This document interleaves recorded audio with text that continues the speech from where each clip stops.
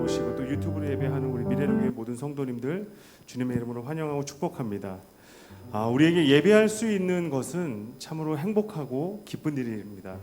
그러니까 이 시간 하나님 앞에 나온 것도 우리의 어떤 의지적인 것도 있지만 하나님께서 이미 우리를 이곳으로 인도하셨기 때문에 우리가 주님 앞에 설 수 있음을 고백하며 우리 하나님 앞에 또 기쁨으로 찬양하며 나아갑시다.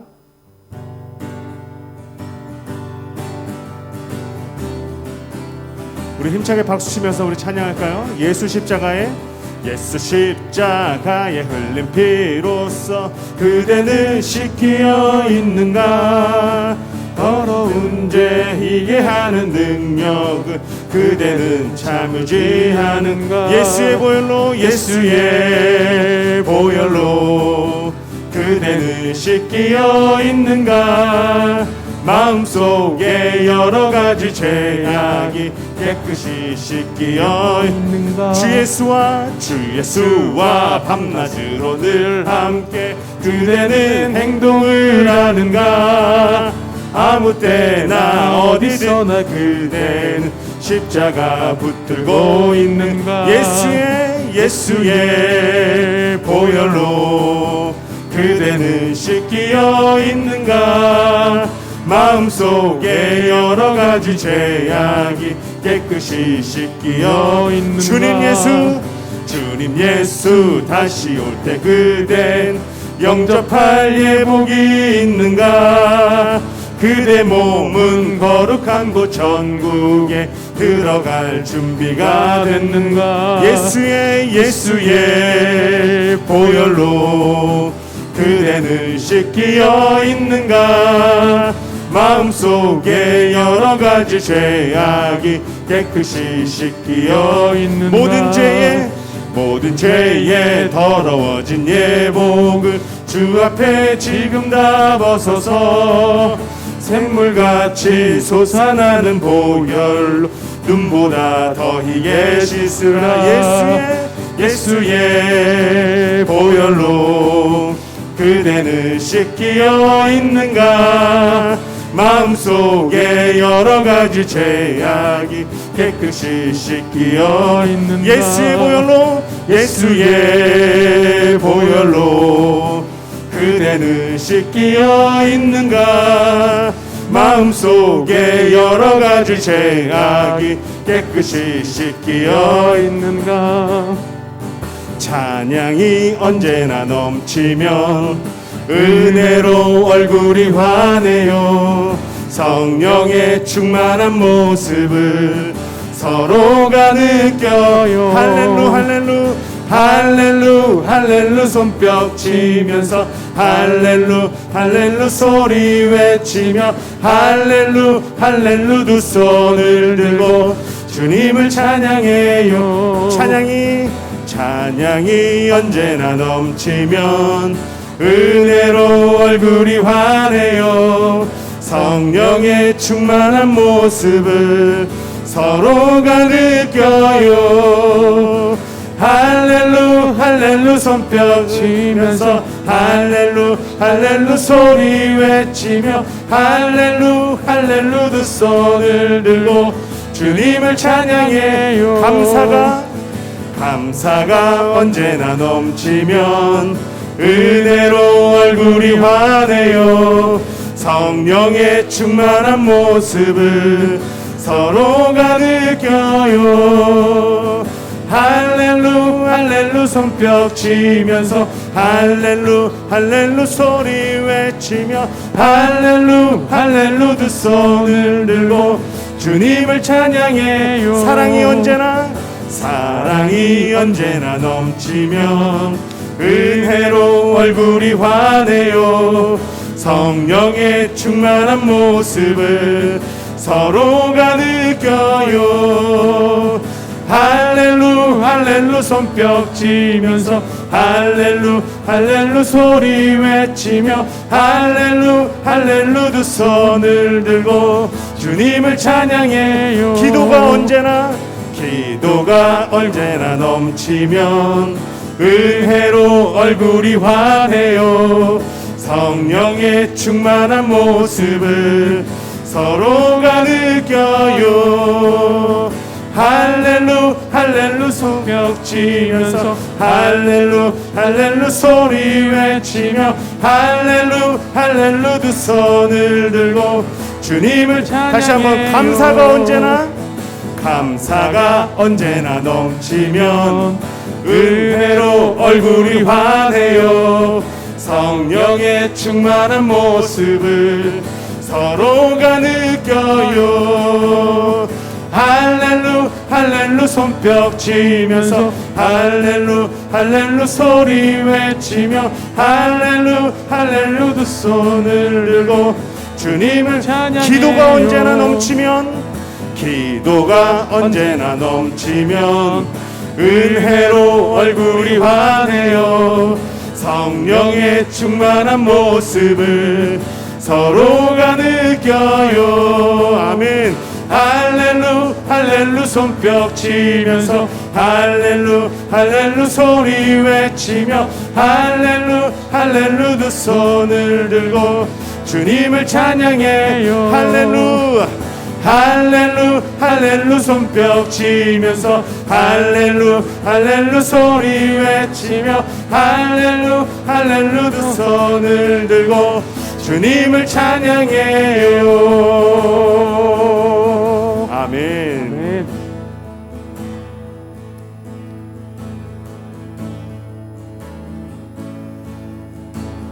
무엇이 변치 않아 내 소망이 되며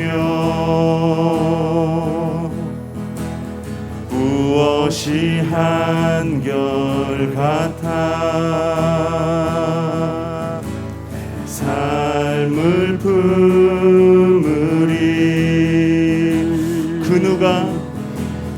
그 누가 날 만족해 해 내 영이 쉬며 그 누굴 기다려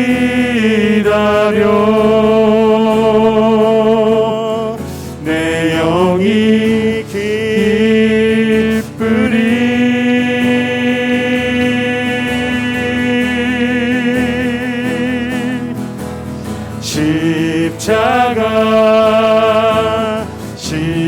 십자가 그 그늘 아래 내 소망이 있네.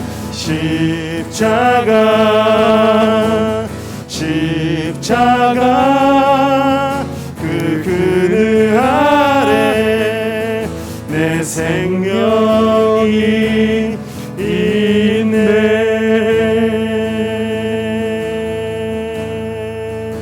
무엇이 변치 않아 무엇이 변치 않아 내 소망이 되며 내 소망이 되며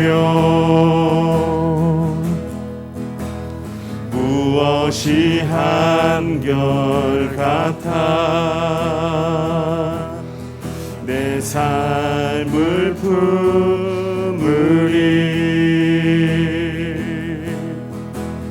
그 누가 날 만족해 해 내 영이 쉬며 그 누굴 기다려 내 영이 기쁘리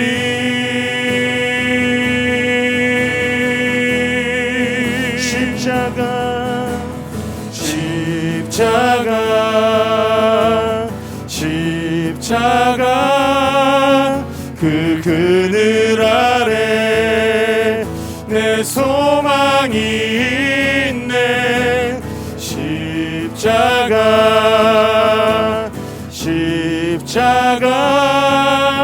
그 그늘 아래 내 생명이 있네.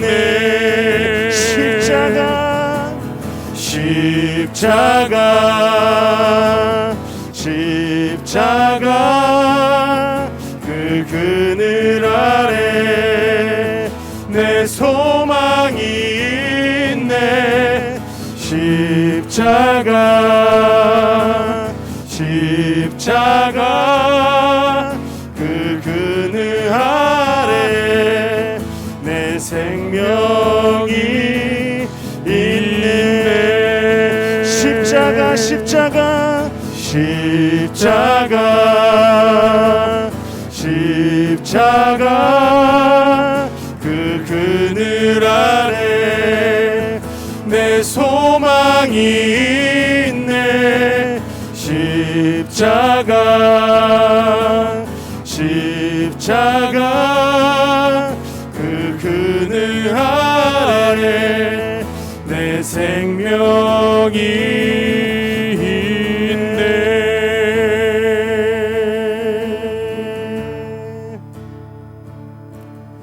그렇습니다. 우리의 산소망이 끊어져도 우리가 그 십자가만 바라본다면 우리의 소망을 다시 하나님께서 이렇게 세워주실 줄 믿습니다. 우리가 바라는 그 소망이 아니라 하나님이 기뻐하시는, 하나님이 원하시는 그 소망, 우리가 그것이 십자가 안에 있음을 믿으면서 우리 이 시간 함께 기도할 때 우리 주님의 십자가만 바라보게 하여 주옵소서. 우리가 세상을 의지하지 않고 예수님의 십자가를 의지하고 이 세상 가운데 거룩한 주님의 한 사람으로 살아가게 하여 주옵소서. 우리 이러한 기도 제목 가지고 우리 주님의 이름 3번 부르며 기도하며 나갑니다. 주여 주여 주여. 주님, 우리에게 허락하여 주신 그 십자가를 바라보며 나아가게 하여 주옵소서. 주님 안에 나의 산소망이시며 나의 생명이심을 고백합니다.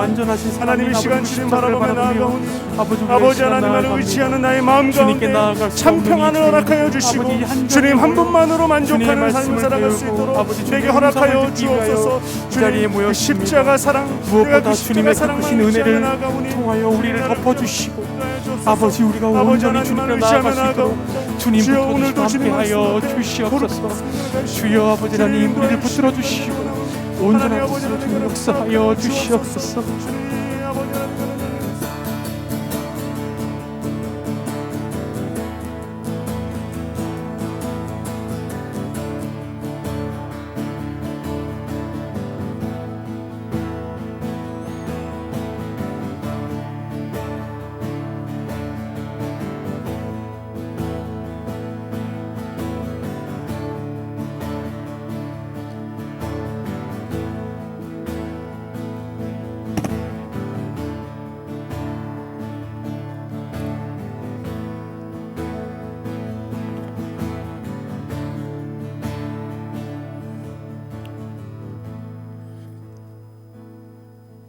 하나님 아버지, 은혜와 사랑을 감사합니다. 평범한 일상 가운데 하나님을 다시 찾아뵙기 위해 은혜의 보좌 앞에 나옵니다. 우리의 능력과 우리의 의로는 결코 나아갈 수 없는 은혜의 자리를 주님의 십자가 의지하고 나왔사오니 그 은혜의 보혈로 덮으시고 은혜의 사랑으로 감싸시고 새로운 은혜와 말씀으로 오늘 이 밤을 복되게 하시고 말씀을 깨닫는 대로 그 말씀 우리의 삶을 변화시키는 능력이 되게 역사하여 주옵소서. 예수님 거룩하신 이름으로 기도 올립니다. 아멘. 할렐루야. 봄이 성큼성큼 여러분 마음속에 찾아오셨죠? 네, 축복하고 환영합니다. 오늘 우리가 은혜 받으실 말씀은 창세기 5장 말씀이에요. 5장 전체 말씀을 함께 한번 같이 읽고 오늘 세미나 시작하도록 하겠습니다. 창세기 5장 말씀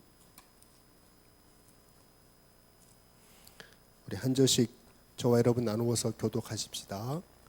5장 1절입니다. 이것은 아담의 계보를 적은 책이니라. 하나님이 사람을 창조하실 때에 하나님의 모양대로 지으시되 남자와 여자를 창조하셨고 그들이 창조되던 날에 하나님이 그들에게 복을 주시고 그들의 이름을 사람이라 일컬으셨더라. 아담은 130세에 자기의 모양 곧 자기의 형상과 같은 아들을 낳아 이름을 셋이라 하였고 아담은 셋을 낳은 후 800년을 지내며 자녀들을 낳았으며 그는 930세를 살고 죽었더라. 셋은 105세에 에노스를 낳았고 에노스를 낳은 후 807년을 지내며 자녀들을 낳았으며 그는 912세를 살고 죽었더라. 에노스는 90세에 게난을 낳았고 게난을 낳은 후 815년을 지내며 자녀들을 낳았으며 그는 905세를 살고 죽었더라. 게난은 70세에 마할랄레를 낳았고 마할랄레를 낳은 후 840년을 지내며 자녀들을 낳았으며 그는 910세를 살고 죽었더라. 마할랄렐은 65세에 야렛을 낳았고 야렛을 낳은 후 830년을 지내며 자녀를 낳았으며 그는 895세를 살고 죽었더라. 야렛은 162세에 에녹을 낳았고 에녹을 낳은 후 800년을 지내며 자녀들을 낳았으며 그는 962세를 살고 죽었더라. 에녹은 65세에 무드셀라를 낳았고 무두셀라를 낳은 후 300년을 하나님과 동행하며 자녀들을 낳았으며 그는 365세를 살았더라. 에녹이 하나님과 동행하더니 하나님이 그를 데려가심으로 세상에 있지 아니하였더라. 무드셀라는 187세에 라멕을 낳았고 라멕을 낳은 후 782년을 지내며 자녀를 낳았으며 그는 969세를 살고 죽었더라. 라멕이 100 낳았고 이름을 노아라 하여 이르되 여호와께서 땅을 저주하심으로 수고롭게 일하는 우리를 이 아들이 안위하리라 하였더라. 라멕은 노아를 낳은 후 595년을 지내며 자녀들을 낳았으며 그는 777세를 살고 죽었더라. 노아는 500세 되던 후에 셈과 함과 야벳을 낳았더라. 아멘. 여러분 이 창세기 5장 말씀 쭉 읽으시면서 어떤 느낌, 소감을 받으셨어요? 우리 이규선 권사님 지난주 귀한 간증해 주셔서 참 감사드리고 간증이 참 마음에 오래 남아요. 우리 권사님은 이 창세기 5장을 읽으시면서 어떤 소감을 받으셨어요? 좋은 소감을 받으셨다라고 하는 그런 말씀이 있으셨네요. 우리 윤 장모님은 이 말씀 우리 자주 이제 읽잖아요. 어떤 소감 받으셨어요?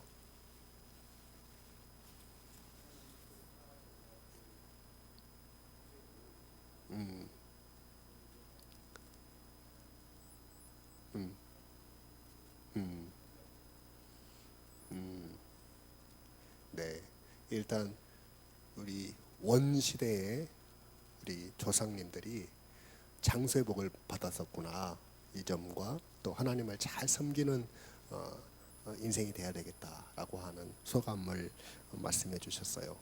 예, 감사합니다. 이 창세기 5장을 읽으면 야, 좀 오래 사셨던 분들이시구나.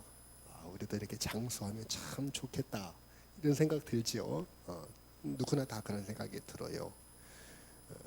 그리고 하나님 앞에서 우리 제대로 살아야 되겠구나. 장모님 소감처럼 다 그런 마음을 가지실 거예요. 자, 그런데 이 창세기 5장 말씀을 제가 오늘 주제를 인생의 종착역은 죽음이 아니다라고 하는 주제를 잡게 된 이유는 에녹이라고 하는 사람 때문에 잡았다고 하는 것을 성경을 좀 읽어보시면 또 좀 아시는 분들은 에녹 얘기를 하시려고 하는구나.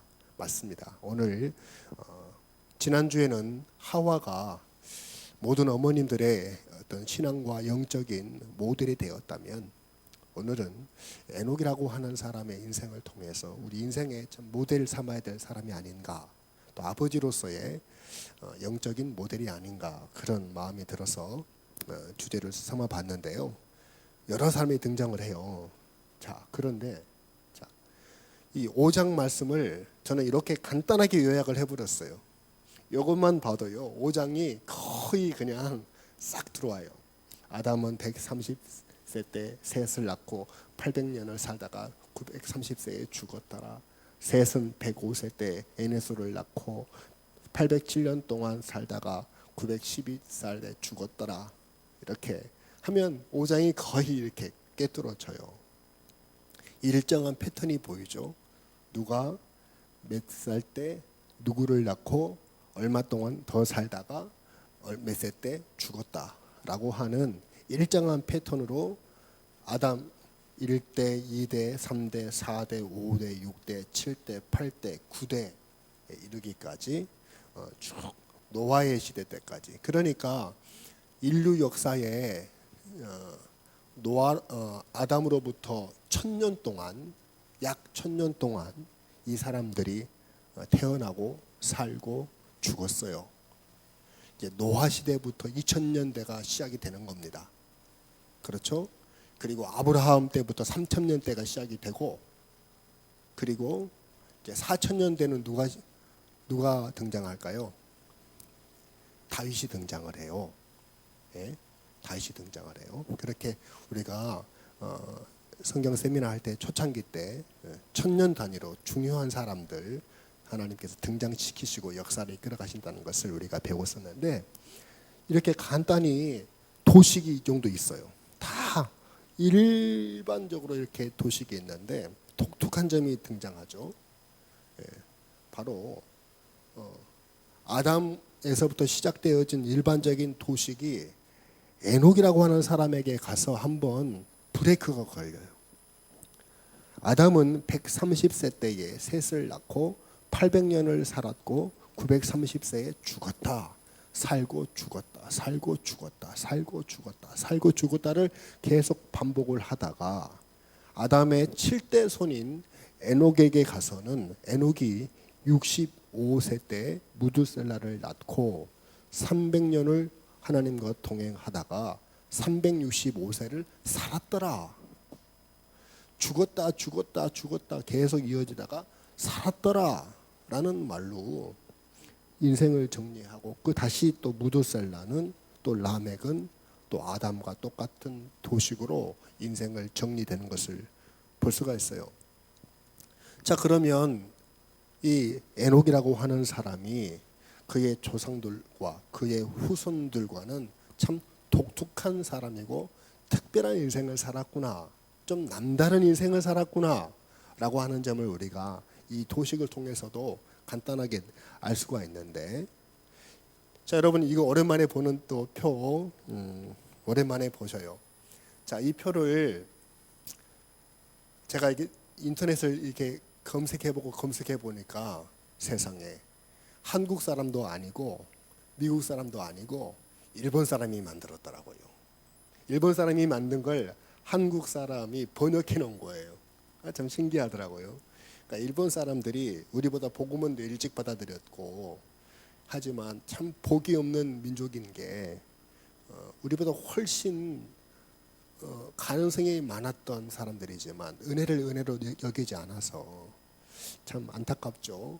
자, 이 표를 여러분들과 잠시 보면 지금 이 아담에서부터 노아 때까지가 이 지금 내용이 오늘 창세기 5장의 내용이고, 자, 노아 때로부터 이제 아브라함 때까지가 이제 6장, 7장, 8장, 9장, 11장까지의 내용이 이제 등장할 거예요. 오늘 이제 이 내용을 우리가 잠시 공부하게 될 텐데, 자, 우리가 그냥 창세기 5장만 쭉 읽어내면 결코 건져낼 수 없는 몇 가지 사실들을 우리가 제가 한번 찾아볼게요. 어떤 내용들이 숨겨져 있는지 잘 보세요. 자, 아담이 930년을 살았어요. 930년을 사는 동안, 자, 아담이 930년을 사는 동안 계속 태어나잖아요. 계속 태어나서 바로 노아가 태어나기 직전까지 살아요. 그러니까 우리 조울성 장로님은 지금 손주 보셨잖아요. 아직 증손주는 없죠. 우리 이제 빨리 우리 이제 손주가 빨리 장가가면 이제 증손주도 보실 수가 있는데, 저는 증손주까지 보시는 분들은 많이 봤어요. 근데 고손주까지 보시는 분들, 우리 이영상 집사님이나 우리 김학순 권사님 같은 분들이 이제 고손주도 보셨으면 좋겠는데, 근데 이 아담이라고는 할아버지는 7대 손을 봐요. 7대 손을. 7대 손을 보는데 노아 바로 직전까지 사람들이 태어나요. 그래서 노아가 노아가 태어나기 직전까지 사람들은 아담 외에는요 사람이 죽는 것을 본 적이 없어요. 여러분 이해가 되세요? 물론 아벨이 죽었잖아요. 그런데 아벨은 셋이 태어나기 전에 죽었던 사건이기 때문에 사람이 죽는다라고 육체적인 생명이 끊어진다라고 하는 것은 아담만 아는 거예요. 셋부터는 사람이 죽는 걸 성경상으로는 사람이 죽는 걸 보지를 못해요. 죽는 걸 보지를 못해요. 자, 그런데요. 이 아담이 셋에서부터 이 라멕이 태어날 때까지 사는 동안에 계속 살다가 사람이 죽기 전에 죽음을 맛보기 전에 먼저 에녹이라고 하는 사람이 죽지 않고 승천하는 것을 다 보게 되는 거예요. 그러니까 이미 제가 여러분들에게 제목으로 드린 사람의 종착역은 죽음이 아닌 것이 인류 태초 때부터 사람들은 죽는 것이 아닌데 이렇게 알고 사는 거예요. 여러분 이해가 되세요? 자, 그리고요.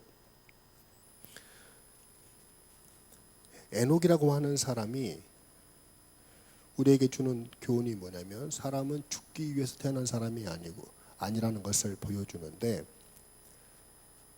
그 에녹이 65세를 살다가 하나님을 만남으로 하나님과 동행하면서 300년 동안을 동행하면서 승천하게 되어질 때 그의 아들이 이제 무두셀라이고요. 라멕이 태어나게 돼요. 자, 여기서 무두셀라가 죽기 전에 먼저 그의 아들인 라멕이 먼저 죽게 됩니다. 5년 먼저 죽게 되죠. 그리고 노아가 950년을 살게 되어지는데 노아를 잘 생각해 보세요. 우리 이제 다음 주에 노아를 공부하게 될 텐데 노아를 생각해 보세요. 노아는 아담을 본 적이 없습니다. 아담이 죽은 후에 태어나니까요. 그리고 셋도 죽은 후에 태어나요. 노아는. 여러분 잘 보세요. 셋도 죽은 후에 태어나요. 에노스가 가장 집안의 어른이실 때 노아가 태어나요. 여러분 지난주 우리가 공부했잖아요. 에노스 때에 그제서야 여호와를 부르기 시작했더라. 그래서 노아의 탄생은 에노스의 영적 각성에서부터 하나님이 주신 선물이라고 봐도 저는 그렇게 넘치는 해석이 아니다 그렇게 생각을 하고요. 조상들이 죽어가는 것을 계속 보던 중에 무두셀라 할아버지가 969세 때까지 사시는 걸 보고 이제 하나님의 심판이 있겠구나. 왜냐하면 노아가 잘 보세요. 노아가 이 에녹의 승천을 봤을까요? 못 봤을까요? 여러분? 네? 노아가 에녹의 승천을 봤어요? 못 봤어요? 그렇죠. 예. 그렇기 때문에 그는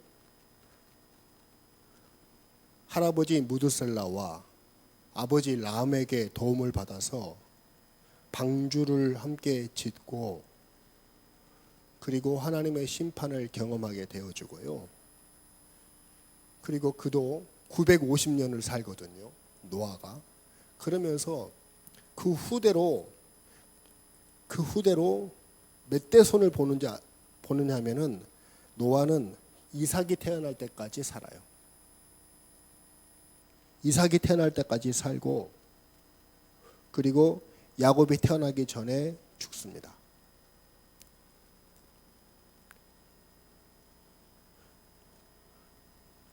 심지어 노아의 아들인 셈과 그리고 그의 손자인 셀라와 그리고 에벨이라고 하는 증손자는 아브라함보다 더 오래 삽니다. 잘 보세요. 아브라함이 요 175세를 살았는데 이때에 셈과 셀라와 에벨이라고 하는 사람들이 아브라함보다 더 오래 살아요. 이 사람들은 아브라함과 이삭과 야곱의 3대를 다 보고 살아요. 그러니까 우리가 그 단편적으로 성경을 보면 누가 누구에게 어떤 영향력을 끼쳤는지 보이지는 않습니다.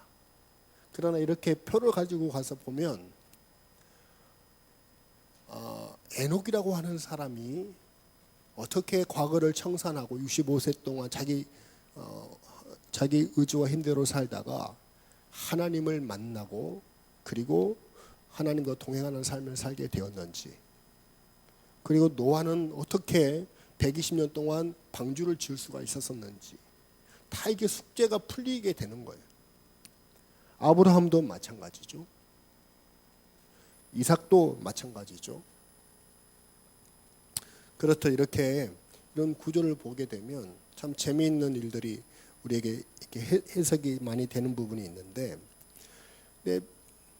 이렇게 독특하고도 특별한 인생을 살았던 에녹인데, 신기한 거는요, 에녹이 이렇게 죽음을 보지 않고 천국으로 옮김을 당했는데도 불구하고 성경에서 에녹의 얘기가 잘 등장하지가 않아요. 여러분, 심지어 구약 성경에는 창세기 5장 말고는 딱 한 번 에녹의 이름이 나옵니다. 그렇게 중요한 인생일 그 독특하고도 참 특별한 인생인데도 딱 한 번 어디 나오면 역대상이죠. 역대상 1장에 족보 얘기 나올 때 그냥 설명도 없고 그냥 스쳐 지나가듯이 에녹이라는 이름이 한 번 딱 나와요. 그냥 한 번 나오고 안 나와. 구약에서는 한 번도 등장하지를 않아요.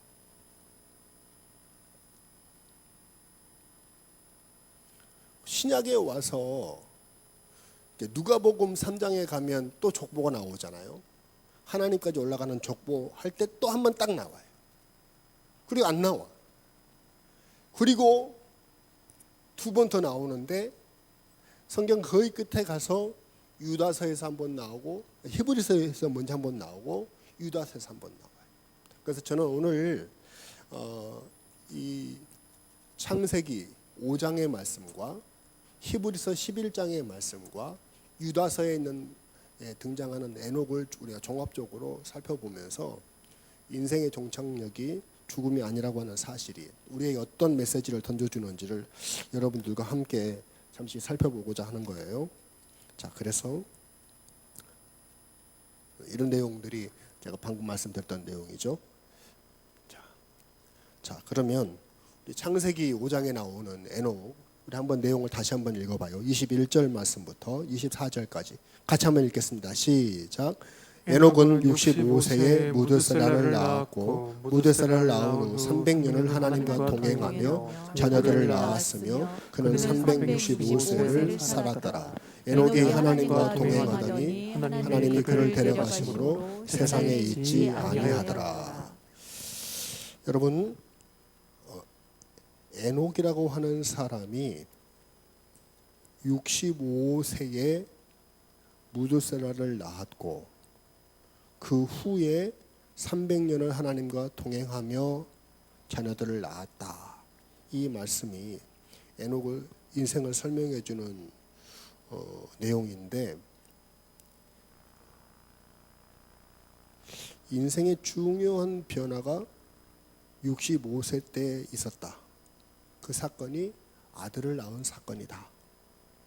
제가 계속 아담 때로부터 얘기를 함에 있어서 자식은 하나님이 주시는 귀한 메시지이고 자식을 통해서 우리가 하나님을 더 잘 믿게 되고 자식을 통해서 하나님의 마음을 헤아릴 수 있게 된다라는 말씀을 꾸준히 드려오고 있는데 에녹이라고 하는 사람도 마찬가지예요. 에녹이라고 하는 사람이 지금 조상들이 다 살아계셔. 아담으로부터 돌아가신 분이 없어. 다 살아계시는 거예요. 그래서 야, 이렇게 살아도 되는구나. 그냥 막 먹고 자고 결혼하고 그냥 자식 낳고 그냥 살면 되는가 보구나. 그러니까 좀 더 행복한 것이 무엇일까? 막 그렇게 세상과 다를 것 없는 그런 삶을 살다가 어느 날 하나님께서 그에게 찾아오시는 겁니다. 내가 이제 6장에 가시면 하나님께서 세상을 지으신 것을 한탄하셨다라는 말씀이 나오는데 한탄하시고 그리고 마음에 근심하시는 하나님께서 노아에게 퍼부으실 그 심판의 그 징조를 에녹에게 사인을 미리 주시는 거죠. 그래서 무드셀라를 낳게 하셨다. 무드셀라라고 하는 것은 무크하고 무크 아셀라라고 하는 말이 두 말의 합성어인데 이것을 합치면 창을 던지는 자라는 뜻이거든요.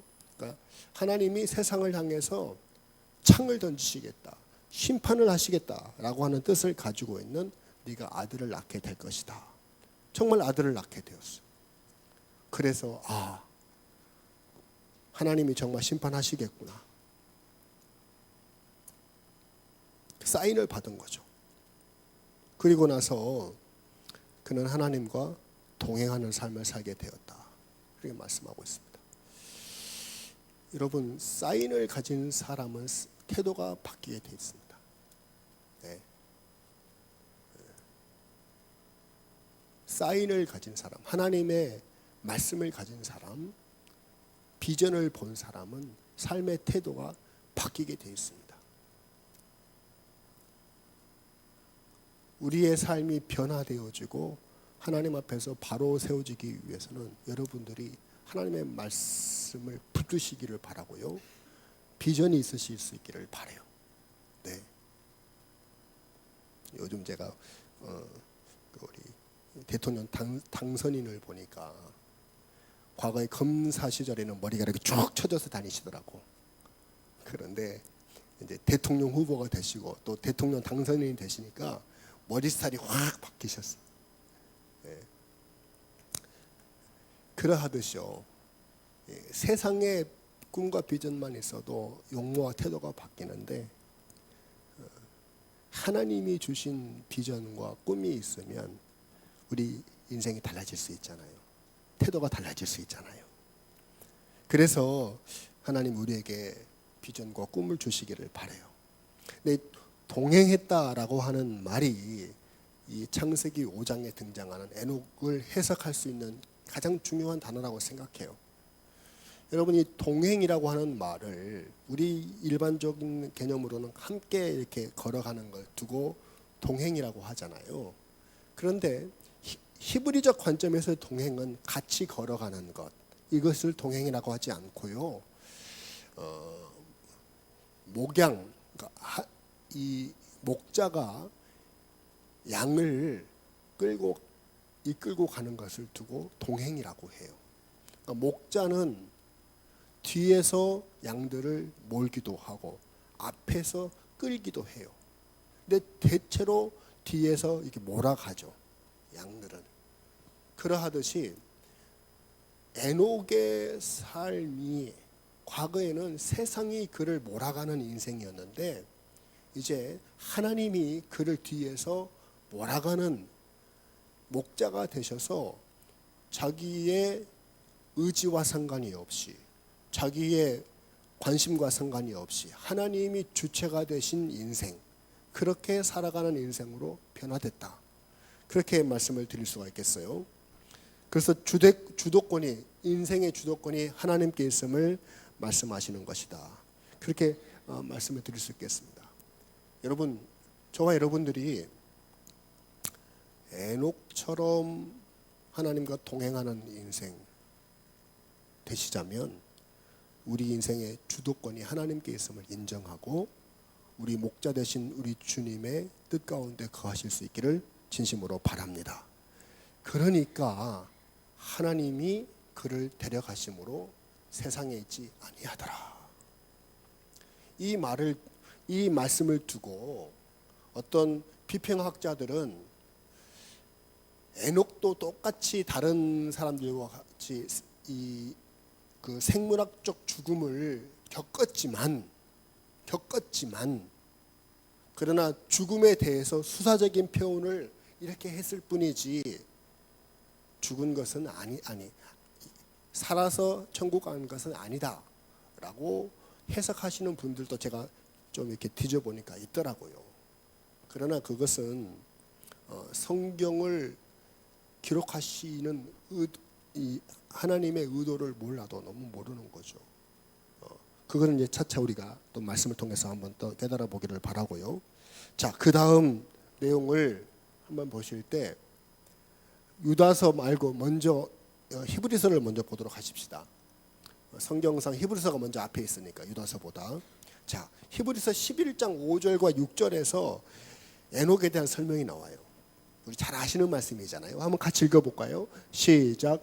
믿음으로 에녹은 죽음을 보지 않고 옮겨졌으니 하나님이 그를 옮기심으로 다시 보이지 아니하셨느니라. 그는 옮겨지기 전에 하나님을 기쁘시게 하는 자라 하는 증거를 받았느니라. 믿음이 없이는 하나님을 기쁘시게 하지 못하나니 하나님께 나아가는 자는 반드시 그가 계신 것과 또한 그가 자기를 찾는 자들에게 상 주시는 이심을 믿어야 할지니라. 아멘. 자, 이 히브리서에서 11장은 우리가 잘 아는 바와 같이 믿음장이라고 해요. 그래서 최초의 믿음의 이론은 에녹이라고 하는 사람이 아니라 앞에 아벨을 제시하고 그 다음에 이제 등장하는 사람이 에녹이거든요. 이제 그 다음은 이제 노아가 등장하는데 에녹을 말할 때 자주 등장하는 말을 보니까 옮겨졌다, 옮겼다, 옮겨지기 이런 말이 나오는 걸 봐서 이 에녹이라고 하는 사람은 키워드가 옮겨진 사람이란 뜻이에요. 옮겨졌다는 것이 중요해요. 제가 이 말씀을 왜 드리느냐 하면 창세기에서는 하나님과 동행했다라고 하는 것이 에녹을 해석하는 중요한 키워드라면 신약시대에 히브리서를 기록한 이 믿음의 관점에서 봤을 때 에녹이라고 하는 사람은 옮겨진 사람이라는 뜻이에요. 근데 그러니까 그가 자기가 자기 발걸음으로 옮긴 것이 아닌 것입니다. 자기 발걸음으로 자기 인생을 개척한 사람이 아니라는 거예요. 다 수동태로 기록이 되어 있어요. 하나님에 의해서 옮겨진 사람이에요. 여기 있던 사람이 저기로 옮겨진 거예요. 여러분, 믿음은 우리 인생의 주인이 내가 아니라 나를 옮겨가시는 하나님에게 순종하는 것이 믿음이라고 하는 사실을 다시 한번 에녹의 삶을 통해서 우리가 깨닫게 되네요. 삶의 촛대가 하나님, 위의 것을 바라보라 하셨던 이 골로새서 말씀과 같이 하나님에게 향해져 있는 사람에게 하나님은 그를 옮기시는 거예요. 아래 것을 바라보고 세상을 추구했던 시대를 거스르면서 위의 것을 바라보았던 에녹, 그 에녹이 무엇을 추구했는가 한번 보십시오. 6절 말씀에 보니까요, 하나님을 기쁘시게 했고, 그리고 하나님에게 상을 받을 증거를 가진 사람이다 라고 하는 말씀으로 그의 인생을 정리해 두었네요. 이 소유리 문답 제1번의 질문이 사람에게 가장 귀중한 목적이 무엇이냐, 가장 중요한 목적이 무엇이냐, 그가 하나님을 영화롭게 하고 그분을 영원토록 즐거워하는 것이다 라고 했는데, 에녹이라고 하는 사람은 그 인생의 목적을 완벽하게 이룬 사람인 것을 말씀에서 이렇게 증거해 주고 있잖아요. 하나님을 기쁘시게 해드리고 하나님에게 상을 받은 사람이, 그래서 그의 인생은 그렇게 증거가 보여진 사람이라 그렇게 말씀하였습니다.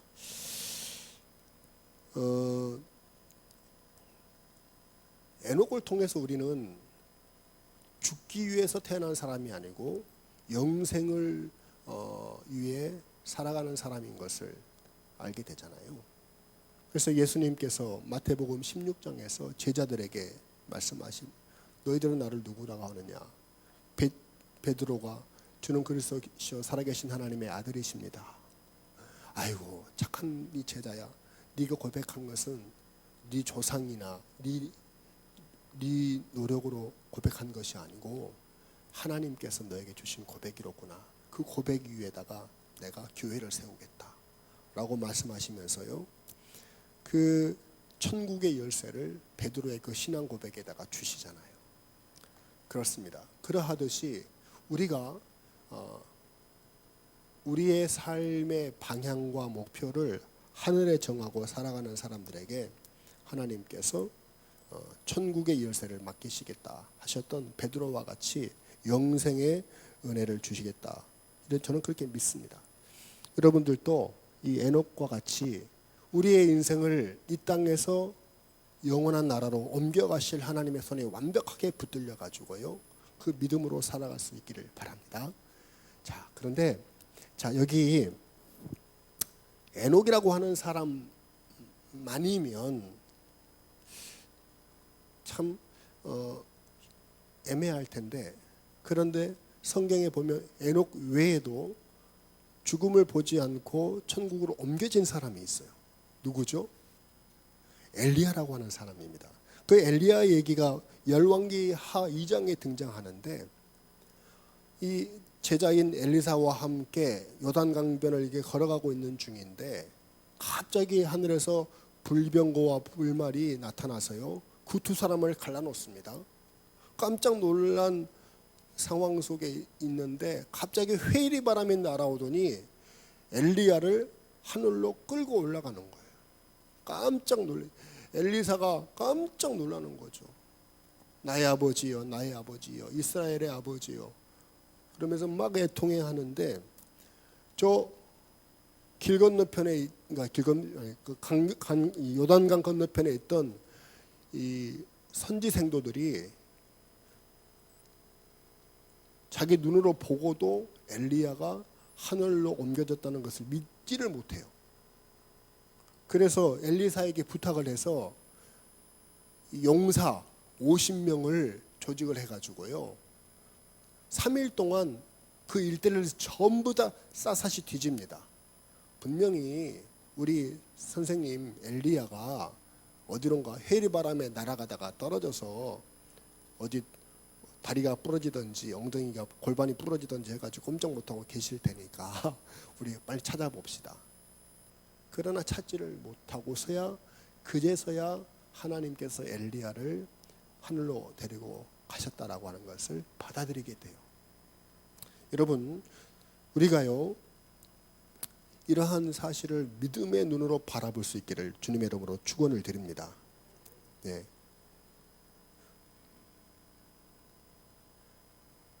우리가 죽기 위해 태어난 사람이 아니라 영생으로 지음받은 존재라고 하는 사실을 우리가 요한복음 11장 25절 26절의 말씀과 같이 예수님이 나는 부활이요 생명이니 나를 믿는 자는 죽어도 살겠고 무릇 살아서 나를 믿는 자는 영원히 죽지 아니하니라.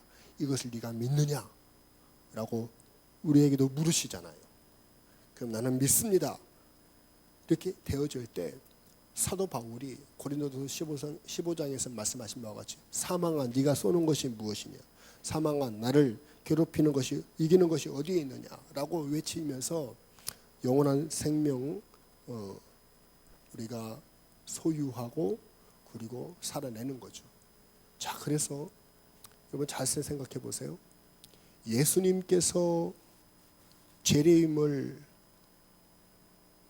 우리가 살아생전에 하시면 우리는 어떻게 됩니까? 재림을 기준으로 우리가 재림하기 전에 죽으면, 우리 육신이 죽게 되어지면 그 죽음은 영생으로 가는 관문이 될 것이고요. 믿습니까?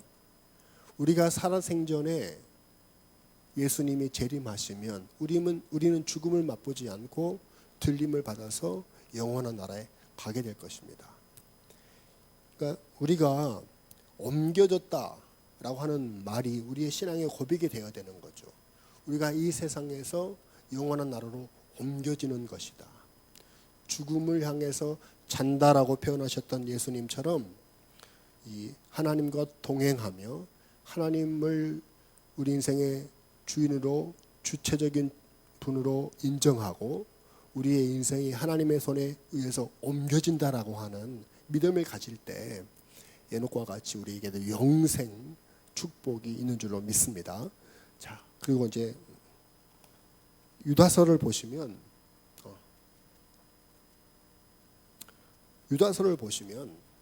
이런 말씀이 있어요.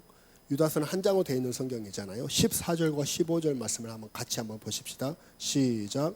아담의 7대 손 에녹이 이 사람들에 대하여도 예언하여 이르되 보라 주께서 그 수만의 거룩한 자와 함께 임하셨나니 이는 무사람을 심판하사 모든 경건하지 않은 자가 경건하지 않게 행한 모든 경건치 않은 일과 또 경건하지 않은 죄인들이 주를 거슬러 한 모든 완악한 말로 말미암아 그들을 정죄하려 하심이라 하였느니라.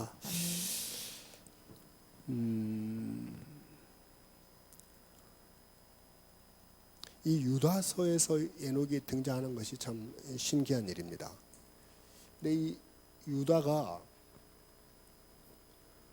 창세기에서 제공해주지 않는 에녹의 새로운 면을 우리에게 제시해주고 계시는데, 에녹이 애언을 했다. 어떻게 애언을 했습니까? 막 보라 주께서 수만의 거룩한 자와 함께 임하셨나니 이는 무사람을 심판하사 모든 경건하지 않는 자가 경건하지 않게 행한 모든 경건하지 않은 일과 또 경건하지 않는 죄인들이 주를 거슬러 한 모든 완악한 말로 말미암아 그들을 정죄하려 하심이니라. 이렇게 애언을 했다라고 하는 거예요. 여러분, 그 에녹이라고 하는 사람의 이름의 뜻이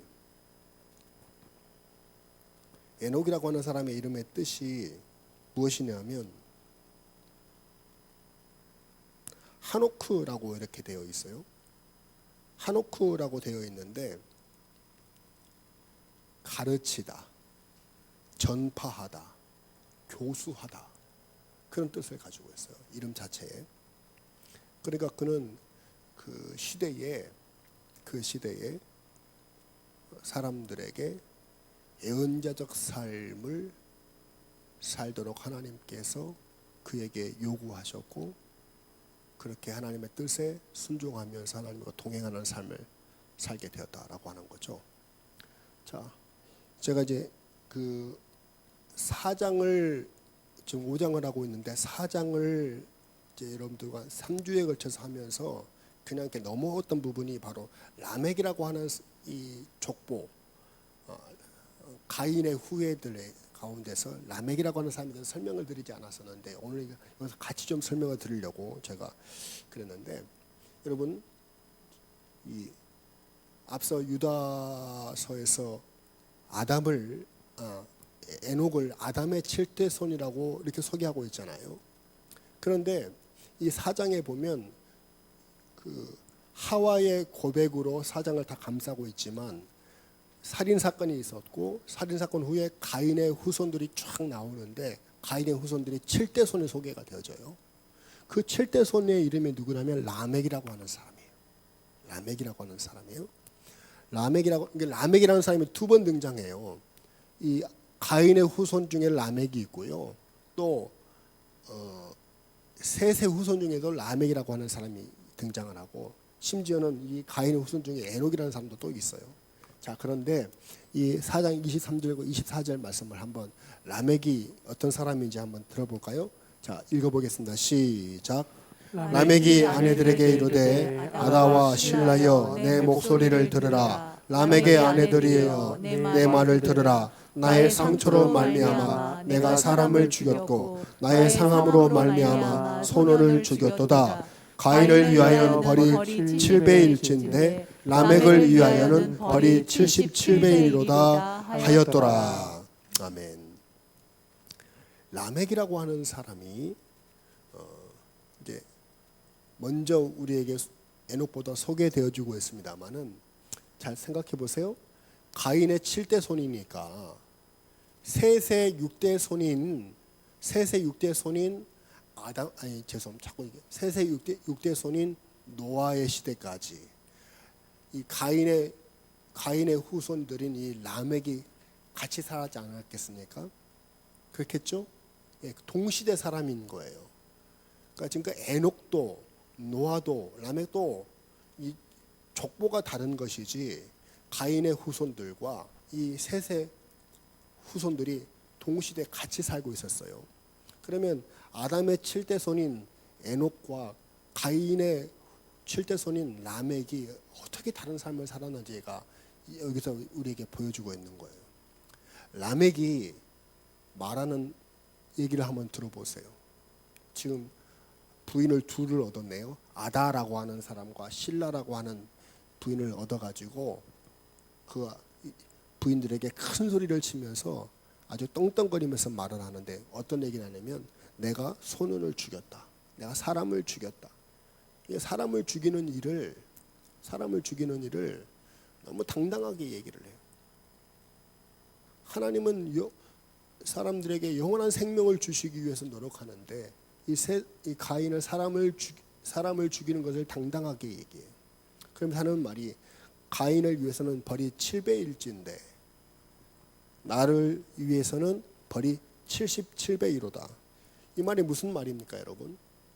저는 이 말이 잘 해석이 안 되다가 최근에 좀 해석이 되는데, 가인이 쫓겨나게 됐잖아요. 자기 부모님 품에서. 그래서 유리방황하는 인생을 살게 됐단 말이에요.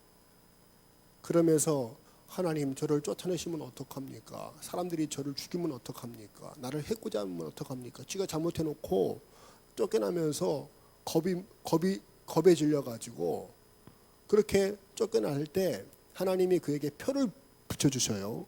표를 붙여주셔. 그러면서 하는 말이에요. 네가 네 표를 가지고 살면 안전하리라. 아, 이 사람이 가인이구나. 그 표를 보는 사람들한테 내가 다 광고해 줄게. 너를 보고도 해치는 사람은 벌을 7배나 받게 될 것이다. 그러니까 걱정하지 마. 너 같은 죄인이지만 그러나 내가 너에게 표를 줄게. 긍휼을 베풀어 줄게. 그렇게 하나님은 어떻게든 우리 인생을 향하신 은혜와 긍휼을 베푸시고자 하시는 분이세요. 그런데 그 은혜와 긍휼을 라멕이 이런 식으로 이용해 먹는 거예요. 가인은 7배를, 가인을 해치는 사람한테는 7배의 벌을 간다고 했지, 나를 해치는 사람한테는 77배의 벌을 받게 될 거야. 나는 그러니까 아무도 건들 수 없는 사람이야 라고 떵떵거리고 있는 거예요. 떵떵거리고 있는 거예요. 자기 아주 자만심에 꽉 차 있는 사람이죠. 그에게는 3명의 아들이 있어요. 21절, 22절, 21절, 22절에 보시면 3명의 아들들이 등장하는데 야발과 유발과 두발가인이에요. 다 발자가 들어갔죠. 야발과 유발과 두발가인인데, 야발은 가축 치는 자의 조상이라, 유발은 음악하는 사람들, 수금과 퉁소 부는 자의 조상이다. 두발가인은 쇠로 기구를 만드는 자의 조상이다. 이렇게 되어 있어요. 여러분, 이렇게 세상에서 큰 소리 떵떵거리면서 사람 목숨을 하찮게 여기면서 자기 잘난 맛에 사는 사람의 자식들이 막 형통하고 잘 되는 것 같아요. 가축 치는 자이니까 그 당시 얼마나 큰 부자였겠어요. 예? 물질적으로 풍요로운 삶을 살고요. 유발, 수금과 퉁소를 부르니까 인생의 풍요를 알고 참 낭만적으로 살고 재미를 알고요. 멋스럽게 사는 사람들이었을 거예요. 그리고요, 쇠로 기구를 만드는 자들이에요. 이 시대가 청동기 시대에서 이제 뭐 쇠를 만들었다는 얘기는 이제 철기 시대로 넘어갔다는 얘기인데, 최첨단의 그런 문명, 과학을 이렇게 선도해가는 그런 지식 계층이고 힘 있는 그 무기를 만든 사람이잖아요. 그러니까 이 세상 사람들에게 힘이 있는 모습으로 보여지는 그런 사람이란 말이에요. 이렇게 물질적으로 풍요하죠. 풍류를 즐기면서 인생을 재밌게 사는 사람들이죠. 그리고 힘이 있어서 꼼짝 못할 이런 사람들의 조상이 바로 이 라멕이라고 하는 사람인데, 이 라멕과 이 에녹을 성경은 대조해서 우리에게 보여주시는 거예요. 우리가 어떠한 목표와 삶의 태도를 가지고 살아가야 할지를 성경은 우리에게 보여주고 계시는 겁니다. 하나님과 동행하는 삶을 살 것이냐, 아니면 자기 의지대로 사는 삶을 살 것이냐, 자기가 자기 발로 개척하는 삶을 살 것이냐, 하나님의 손에 의해서 옮겨지는 삶을 살 것이냐. 여러분, 자기 발로 찾아가는 것은 종착역이 영원한 형벌입니다. 죽음입니다.